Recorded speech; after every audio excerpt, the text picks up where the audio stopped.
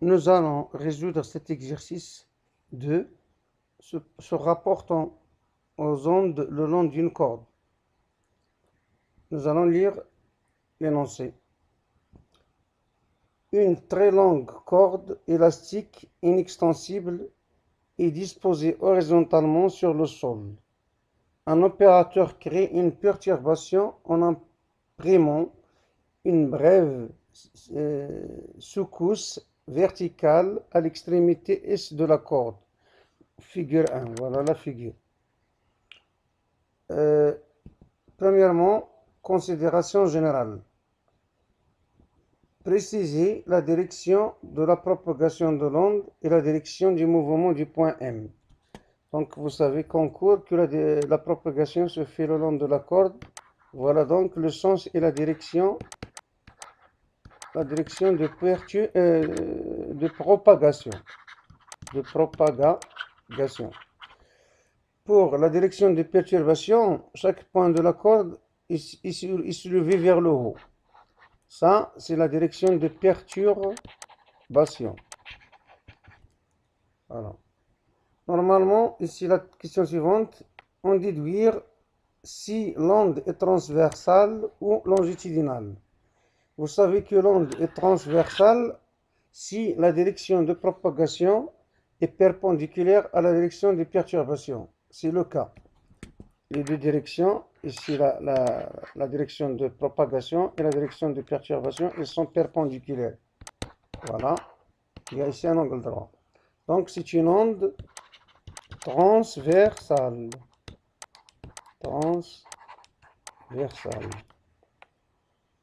Étude chronophotographique. C'est-à-dire, qu'est-ce que ça veut dire ça?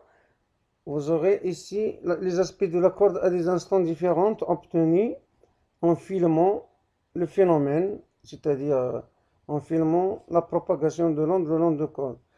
Les photos sont espacées d'une durée delta t égale 0,25 secondes. Voilà.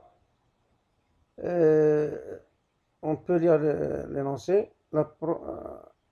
La propagation de l'onde le long de la corde est étudiée par chronophotographie, figure 2. L'intervalle de temps séparant les photos consécutives est delta t égale 0,25 secondes. Première question, définir puis calculer la célérité de l'onde. La célérité de l'onde, c'est la vitesse de la propagation, V égale d sur delta t. Pour calculer la valeur de V, il faut choisir une distance et le delta t qui lui correspond. En regardant de près ici, vous avez une échelle ici, c'est 1 mètre, attention, 1 mètre. Normalement, on doit analyser un peu les photos. On va exploiter la photo 7 et la photo 9. Donc, la photo 7, vous voyez que l'onde quitte ce point. Le front de l'onde, c'est ici, la fin, c'est-à-dire, il quitte ce point-là. Là aussi, il quitte ce point. Donc, on peut dire qu'entre l'image 7 et l'image 9, l'onde a parcouru une distance est égale à d. D, c'est 1 mètre ici. Voilà, 1 mètre. C'est la même échelle, les gradués en mètres. Donc, on peut dire que V est égal, si vous voulez, à 1 mètre sur T9 moins T7. T9 moins T7, c'est 2 fois 0,25. De 7 à 8, 0,25. De 8 à 9, 0,25 secondes. Donc V est égal à 1 mètre sur 2 fois 0,25 secondes. Ça vous donne V est égal à 2 mètres par seconde.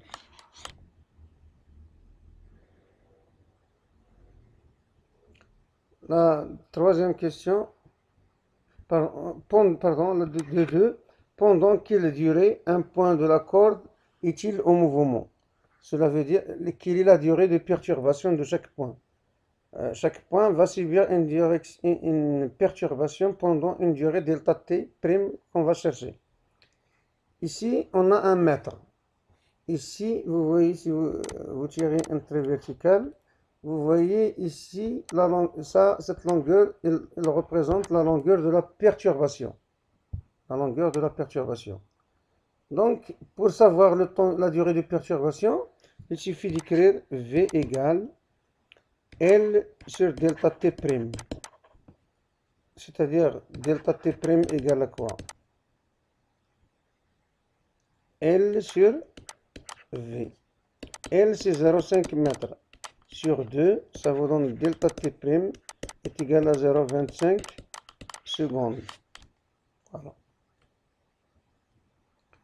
Maintenant, on lit la suite. Évolution temporelle du déplacement vertical de plusieurs points de la corde, c'est-à-dire les élongations de quelques points. Plusieurs points, 2 ou 3, on ne sait pas. L'évolution au cours du temps des altitudes ZA et ZB, les deux points A et B de la corde et l'objet de la figure 3. Vous avez ici pour le point A et pour le point B. ZA, ici ZB. Je rappelle que ZB, c'est l'élongation en fonction du temps. Vous aurez ici le temps en secondes. Le temps en secondes. L'instant t égale 0 correspond au début de mouvement de la source S. Toutes les réponses doivent être justifiées. La première question, lequel de ces deux points, c'est-à-dire A ou B, est touché le premier par la perturbation? Nous allons d'abord effacer ici pour répondre à la question suivante. Il suffit alors d'analyser cette fois-ci les chronogrammes ou bien les élongations en fonction du temps d'après les courbes. Vous avez, que représente ce temps-là? On va l'appeler TA. C'est la date à laquelle le point A commence à se soulever, à entrer en vibration. T'A, c'est la date à laquelle l'onde a quitté le point A. Même chose pour B. TB, c'est le débit de vibration de A. Ça correspond au débit de vibration de B, pardon. T'B, c'est la fin. On s'intéresse tout simplement à TA et TB. Donc, le premier qui se soulève, c'est lui qui correspond à la date la plus petite. Il suffit de lire TA égale combien? 1,5 secondes. TB est égal à quoi? 2 secondes. Puisque TA est inférieur à TB, cela veut dire que A est le premier point touché par la perturbation.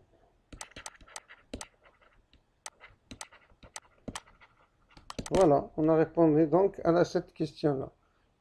Voilà, lequel des points, le premier est touché par la perturbation.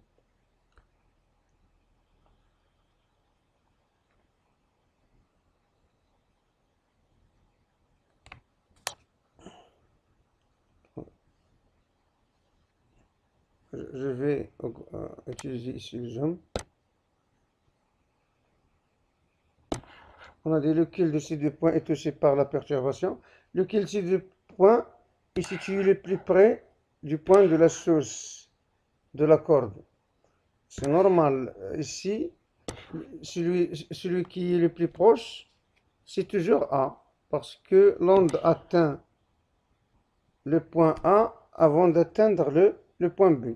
La question suivante, ça va de soi. Donc, A plus proche de S.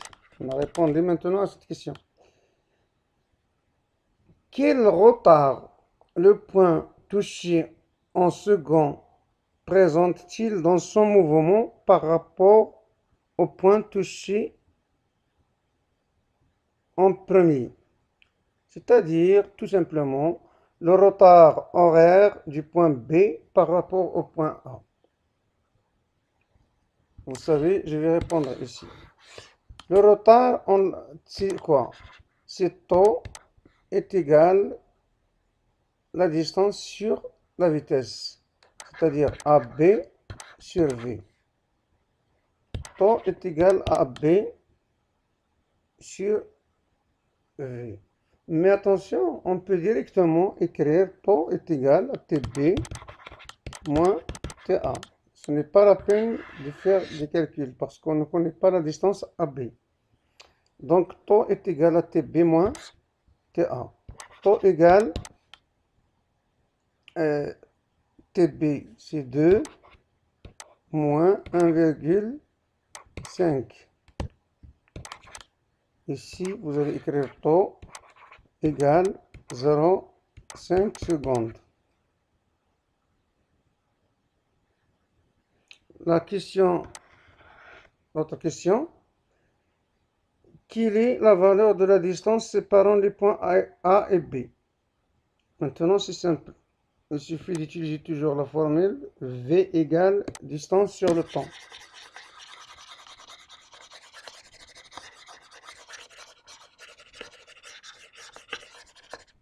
On est ici. La question, la distance. On va écrire tout simplement ici. D'après cette formule, taux est égal à B sur V. AB égale V fois taux. AB égale V sur 2 mètres fois 0,5. 2 mètres par seconde fois 0,5, ça vous donne AB est égal à 1 mètre. Dernière question. Un troisième point C commence son mouvement à l'instant de date t égale 0,5 secondes. Précisez sa position par rapport à A. Il suffit de voir cette date-là, la situer sur les courbes. Donc voilà 0,5, ça c'est TC. Là aussi c'est TC. Il suffit d'analyser un petit peu les choses. Vous avez TC inférieur à TA. Donc TA est touché le premier. C'est-à-dire que le point C se trouve avant le point A. Mais le retard, vous avez le retard horaire. Taux prime de quoi? Du point A par rapport à C est égal à T1 moins TC. Taux prime égale à quoi? 1,5 moins 0,5.